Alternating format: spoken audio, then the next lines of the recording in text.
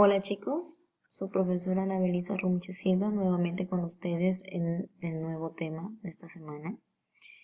Es una continuación de la semana anterior y comenzamos también con un nuevo tema.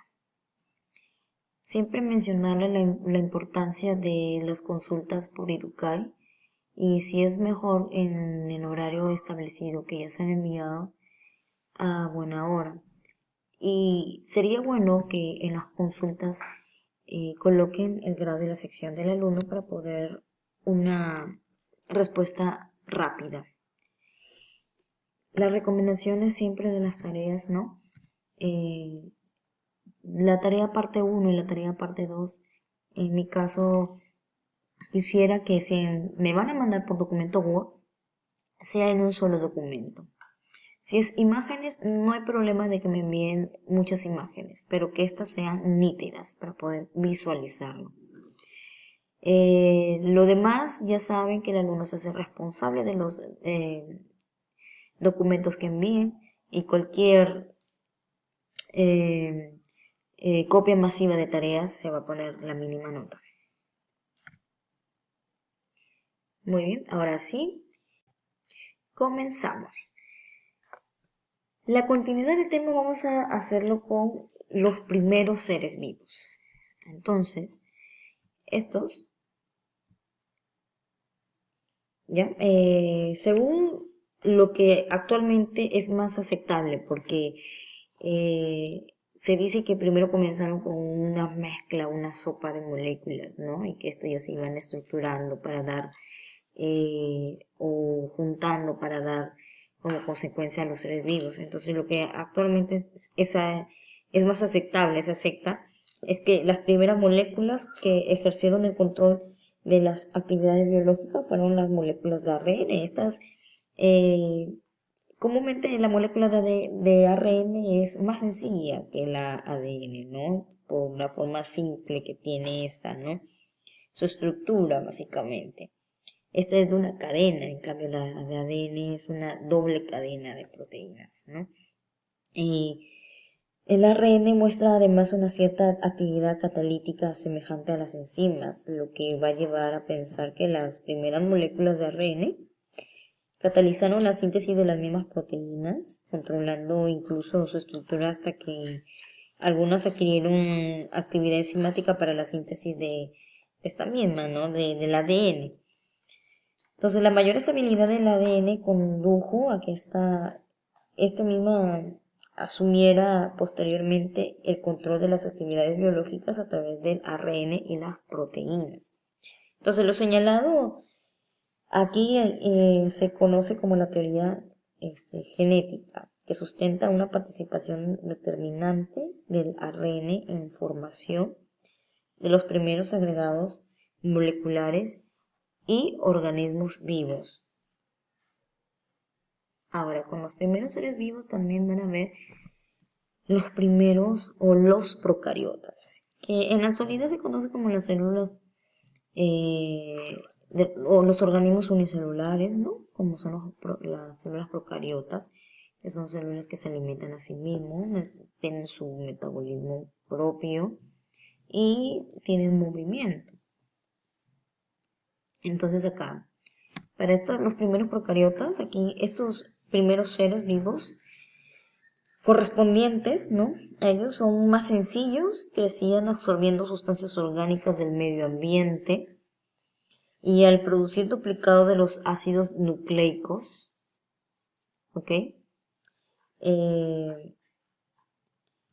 Estos que contenían y de otros materiales sintetizados incrementaban su tamaño, creciendo hasta volverse inestables y fragmentarse en otros más pequeños, con características semejantes a sus progenitores y que a su vez podían seguir creciendo. Las primeras fuentes energéticas químicas estuvieron constituidas, ¿no? Justamente en esta etapa por las sales minerales carbonadas, el sulfuro de hidrógeno, por ejemplo, también, los polifosfatos orgánicos y la cianamida. Todos estos disueltos en los mares primitivos que en ese entonces existían, pues, ¿no? Entonces acá las primeras moléculas de ADN activas eran de una sola cadena. O sea, era una como cadena primitiva, prácticamente como les mencioné, el ARN, y que posteriormente se generaron moléculas de dos cadenas, pero lineales, que actualmente es la que nosotros conocemos, ¿no? Como es la cadena de ADN. La tendencia hacia una mayor estabilidad dio lugar a moléculas cerradas o circulares. Esto ocurrió en los procariotas más complejas. Ahora, con los seres eucariotas, que en este caso también son células que necesitan también optar su propio alimento, pero estas en cambio, no alimentos, sino su metabolismo, pero estas a diferencia de las anteriores, pues estas necesitan estar asociadas a otras células. Por lo tanto, se consideran células más complejas que las anteriores, bueno, en la actualidad. Aquí las eucariotas se originaron cuando el material genético, en este caso el ADN, que estaba inicialmente disperso, se aisló mediante complejos membranosos, constituyéndose así el núcleo. Ahora, el nuevo tema se va a llamar lo que es la evolución de los seres vivos.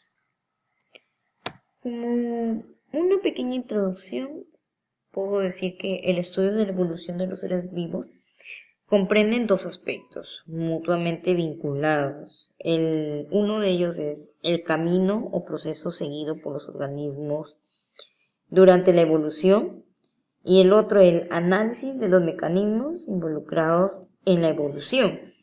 En el primer caso se realiza un análisis de las evidencias para establecer los modelos evolutivos seguidos y las relaciones que surgen entre los diversos organismos. Así es posible seguir la secuencia evolutiva del caballo, por ejemplo, ¿no? Los camélidos, los mamíferos acuáticos, en este caso las aves, reptiles, etc. En el segundo caso se buscan las bases materiales de la evolución, es decir, sus causas, qué le causó, los factores, la influencia que tuvieron cada una de estas especies. En cada aspecto se emplean avances técnicos y procedimientos alcanzados por las ciencias. En este sentido, todas las ramas del conocimiento han contribuido al desarrollo de la moderna concepción y entendimiento de la evolución, ¿no? Por ello, la concepción evolutiva moderna, pues, es una síntesis del pensamiento humano y de las ciencias. Ahora, muy bien. Entonces, ¿qué podemos decir nosotros con lo que es antecedentes de la teoría? Entonces, los antecedentes que tuvieron las teorías evolutivas. Actualmente, pues, es posible plantear de modo sistematizado, por así decirlo, que la gran parte del proceso que se ha seguido sobre lo que es la vida sobre la Tierra, como una muestra de la explosión de las variedades y las formas progresivas, se distingue prácticamente un sinnúmero de fósiles descubiertos, ¿no? A partir de los cuales que es posible reconstruir las etapas de la evolución biológica. Acá, por ejemplo, los estudios de biología molecular, bioquímica, inmunología, genética, biogeografía, la biofísica, etcétera, van a ayudar a interpretar justamente estos fenómenos evolutivos y su camino que estos han tomado. Entonces, la interpretación que podemos hacer de estos eventos es de desarrollo reciente, puesto que hasta el siglo pasado, más o menos, predominó la idea de la inmutabilidad de los seres vivos. Estas formas de pensamientos a la luz de la verdad científica no solo son lejanas de la realidad, sino que suenan muy absurdas para los tiempos modernos, en donde la verdad debe ser demostrada con las pruebas. Entonces, aquí, por ejemplo, el desarrollo progresivo de la ciencia y la tecnología nos ha permitido ser partícipes de los cambios que ocurren en las especies. Los conocimientos que tenemos sobre histología, anatomía y fundamentos paleontología, fundamentalmente, ¿no? Los fundamentos que tiene la paleontología. Nos ha permitido reconstruir a partir de estos restos fósiles la historia evolutiva que muchas especies han tenido, ¿no? Las técnicas modernas, por ejemplo, también, como el secuenciamiento del ADN, nos hacen más que confirmar, ¿no? Cada vez con mayor certeza que el proceso evolutivo está vigente en todas sus formas, que algunas especies del pasado continúan, ¿no? Hasta la actualidad, pero en nuevas formas, otras quizá ya no existen, y que se originan nuevas especies también, o hace poco se han originado nuevas especies, por ejemplo, y otras pues más adaptadas a sus medios. Entre los antecedentes de las teorías evolutivas tenemos tres: el fijismo versus el transformismo. La contradicción entre la visión fijista y evolucionista tuvo sus antecedentes en épocas muy antiguas. Aristóteles planteó una escala biológica, por ejemplo, con una visión idealista, pero dándole una explicación racional a la presencia de los fósiles. Es ahí donde en el siglo XVII se desarrollaron el humanismo y el positivismo. Esta trajo consigo el método experimental o el método científico, y así la evidencia probatoria de cada fenómeno dio un giro a la concepción de la naturaleza. La información acumulada sobre los diversos organismos, el hallazgo de los fósiles y una mejor interpretación de la geología es que brindaron como una respuesta lógica a una visión de los seres vivos en constante transformación. La otra, antecedente que tenemos es los fósiles y el transformismo. Aquí este personaje matemático, Maupertuis, francés, en los años de 1745 y 1756, consideró que las variedades humanas, lo mismo que en razas de animales, se habían producido por cambios bruscos que luego se han conservado en un largo periodo, ¿no? Él justamente basa la aparición fortuita de mutaciones en acciones sufridas por los gérmenes, dice él, ¿no? Una verdadera concepción transformista, dice. Los estudios de la geología, acá Charles Lyell, que en sus estudios de geología, siguiendo a Hutton, planteó que si se habían dado una evolución geológica, tenía que haberse dado también una evolución de las especies orgánicas. Fue uno de los primeros en aceptar los planteamientos de Darwin, pero también criticó a Lamarck, justamente por ubicar al hombre en el mismo nivel de los demás objetos materiales. En 1785, James Hutton proponía que la edad de la Tierra era indefinidamente larga, operando siempre en las mismas fuerzas geológicas ahora presentes, formando, rompiendo y reformando las rocas que componen la superficie de la Tierra. Acá las ideas de Hutton, conocidas como la teoría uniformismo, fueron atacadas por su claro sentido ateísta. En 1789, John Williams de Edimburgo considera que la salvaje y antinatural idea de Hutton de la eternidad de la Tierra conduce primero al escepticismo, por ejemplo, y finalmente a la clara infidelidad y al ateísmo. Entonces, la oposición al transformismo geológico y biológico se manifestó principalmente por sus implicancias antirreligiosas y su contenido materialista.